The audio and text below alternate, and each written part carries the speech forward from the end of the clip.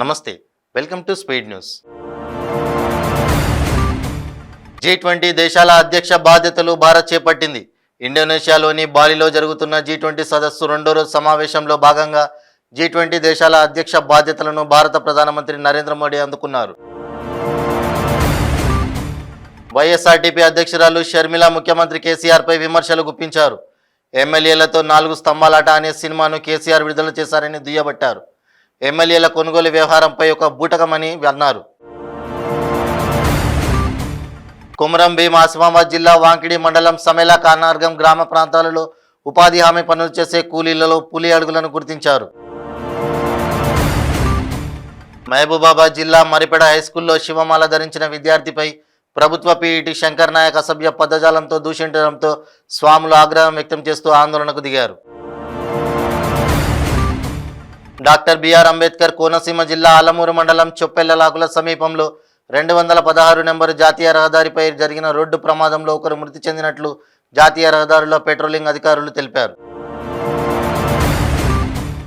డోన్లో YCP మంత్రి బుగ్గన రాజేంద్రనాథ్ రెడ్డికి వ్యతిరేకంగా బ్యానర్లు ఏర్పాటు చేశారు.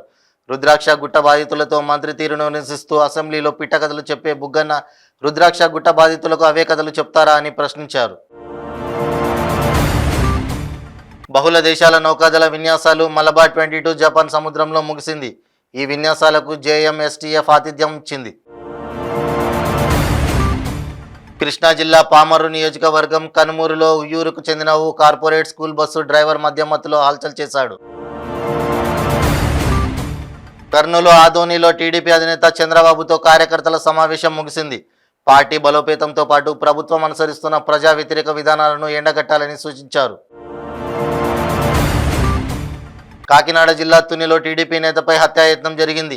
మాజీ ఎంపీపీ పొల్నాటి శేషగిరిరావును భవానీమాల విషయంలో వచ్చిన దుండగుడు హత్య చేయడానికి ప్రయత్నించాడు. శేషగిరిపై కత్తితో దాడికి పాల్పడ్డాడు. శేషగిరిరావు చేతికి తలకు బలమైన గాయాలు కావడంతో ఆసుపత్రికి తరలించారు. చాంద్రాయన్గుట్ట పోలీస్ స్టేషన్ పరిధిలో దారుణ హత్య కలకలం సృష్టించింది. 30 సంవత్సరాల షాకిర్ అనే యువకుడిని స్నేహితుడే కత్తితో తరిచి అతి దారుణంగా హతమార్చాడు. కేసు నమోదు చేసుకున్న పోలీసులు దర్యాప్తు చేస్తున్నారు. తనకు కేటాయించిన బుల్లెట్ ప్రూఫ్ వాహనంపై బీజేపీ ఎమ్మెల్యే రాజాసింగ్ మండిపడుతున్నారు. తనకు కేటాయించిన వాహనం పాతదైపోయిందని తరచూ మొరాయిస్తుందని ఆయన అంటున్నారు. చిప్ అమర్చి ప్రజలను మోసం చేస్తున్న పెట్రోల్ బంక్పై అధికారులు దాడులు చేసిన ఘటన రాజేందర్ నగర్ పోలీస్ స్టేషన్ పరిధిలో చోటు చేసుకుంది. ద్విచక్ర వాహనాల చోరీలకు పాల్పడుతూ తప్పించుకు తిరుగుతున్న ప్రైవేటు సెక్యూరిటీ గార్డును మలక్పేట పోలీసులు అరెస్ట్ చేశారు. అతడి వద్ద నుంచి 4 లక్షల విలువ గల 7 బైకులను స్వాధీనం చేసుకున్నారు. సంగారెడ్డి మెడికల్ కాలేజ్ ప్రారంభోత్సవం సందర్భంగా నిర్వహించిన ర్యాలీలో మంటలు అంటుకొని తీవ్ర గాయాల పాలైన సిద్ధార్థ్ కంచన్బాగ్ అపోలో ఆసుపత్రిలో చికిత్స పొందుతూ మృతి చెందారు. దీంతో కుటుంబ సభ్యులు కన్నీరు మున్నీరుగా విలపిస్తున్నారు. హనుమకొండ జిల్లా భీమదేవరపల్లి మండలం మంగర గ్రామం పొన్నాల అజయ్ రెడ్డి అనే యువకుడు పురుగుల మంది తాగి ఆత్మహత్య యత్నానికి పాల్పడుతున్న దృశ్యాలను సెల్ఫీ వీడియో తీసి సోషల్ మీడియాలో పోస్ట్ చేయడం కలకలం రేపింది. నల్లగొండ జిల్లాలో మహిళా పోలీసులు ఓవర్ యాక్షన్ చేశారు. తమ సమస్యల పరిష్కారం కోసం ఆందోళన చేస్తున్న గిరిజన మహిళా రైతులపై చేయి చేసుకున్నారు. జుట్టు పట్టి ఈడ్చే ప్రయత్నం కూడా చేశారు.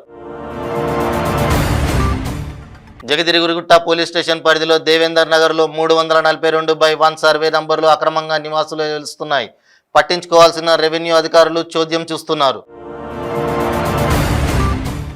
అనంతపురం జిల్లా ఆర్ట్స్ కళాశాలలో కామర్స్ లెక్చరర్ సుమంగలిపై భర్త కత్తితో దాడికి పాల్పడ్డాడు. ప్రిన్సిపల్ రూమ్లో తంబు వేసి వస్తుండగా భర్త పరేష్ కత్తితో గొంతు కోసి పరారయ్యాడు. అధికారం కోసం చంద్రబాబు ఏమైనా చేస్తారని ఏపీ మంత్రి సీదిరి అప్పలరాజు అన్నారు.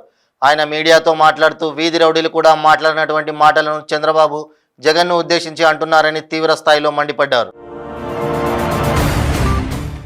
సూర్యాపేట జిల్లా చివ్యంల మండల తహసీల్దార్ కార్యాలయం ముందు ఎంపీటీసీ కుటుంబ సభ్యులు ఆత్మహత్యా యత్నం చేశారు. రత్నాకర్ రావు సేవలు నేటి తరానికి స్ఫూర్తిదాయకమని జగిత్యాల ఎమ్మెల్యే డాక్టర్ సంజయ్ కుమార్ అన్నారు.